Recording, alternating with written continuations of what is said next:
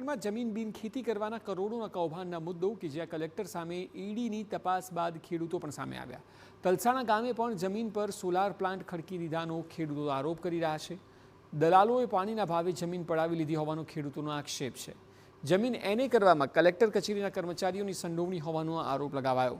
ગામ લોકોને જાણ કર્યા વગર 3,361 વીઘામાં મેગા પ્લાન્ટ ખડકી દેવાયો। 200 વીઘા સરકારી જમીન પર પણ પ્લાન્ટ ખડકી દીધા હોવાનો આક્ષેપ છે।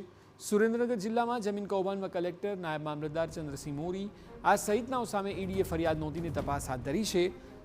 તે બાદ હવે અન્ય ગામના ખેડૂતોએ પણ કલેક્ટર સામે બાયો ચડાવી છે અને હવે તલસાણા ગામમાં સોલાર પ્લાન્ટમાં નિયમોનું ઉલ્લંઘન કરીને મંજૂરી આપી દીધી હોવાનો આરોપ છે।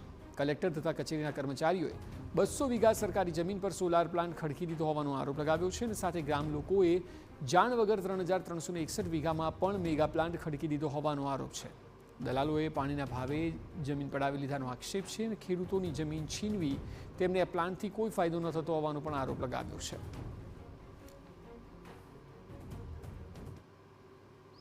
પ્લાન સારો લાગ્યો પણ જમીન મફત ઘોડે લઈ લીધી સાહેબ, અને રસ્તા કેનાલો બધું દબાઈ દીધું હોય અને ક્યાંય હાલે એવા નથી, રસ્તા રવા દીધા અને ખેતરની જમીનની અર્થે સોલર આવી ગયા છે। હવે અમારો પાક તો નિષ્ફળ જાય છે, એટલે હવે અમારે શું એમાં પાક જમીન પડતર રહે છે, તો એ ખરાબા ખાલી કરાવો, સોલર એ હટાવો આખું અમારી જમીનની નજીકથી, અને બધી રીતની તકલીફ છે અમારી। વગર કોઈ જાણ કર્યા વગર પ્લાન્ટ તો મોટો નાખ્યો છે। સીમમાં તલાવડા જે તે આપ્યા હોય તો એને અંદર સીમ તલાવડા આવતા હોય એ એમને વારી લીધા છે।